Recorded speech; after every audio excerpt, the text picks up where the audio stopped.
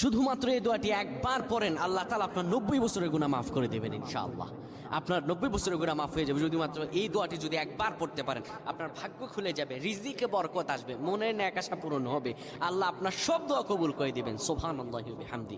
এত ফজিলত, এই দোয়াটা আপনারা শেয়ার করে দিবেন। এই যুবকেরা, আমল না করেও সওয়াব পাবা তোমার একটি শেয়ারে, একটা বাটনে প্রেস করে তুমি সওয়াব পেয়ে যাবা। কারণ তুমি আমল না করো, অন্য কেউ যদি তোমার শেয়ারের বদৌলতে আমল করে সওয়াব তুমি পেয়ে যাবা। নবীজির হাদিস। আমার ভাইয়েরা, আল্লাহর কাছে দোয়া করা, আল্লাহর কাছে দোয়া চাওয়া, এটি হলো মুমিনদের কাজ। আমার আল্লাহ বান্দাকে বলেন, বান্দারে উদউনি আস্তাজিব লাকুম, আমার কাছে চাও, আমার কাছে চাইলে আমি আল্লাহ তোমাকে দিয়ে দিব।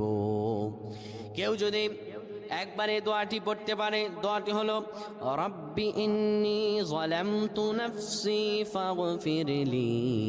কেউ যদি এই দোয়াটা একবার পড়তে পারে, আমার আল্লাহ তাআলা তার 90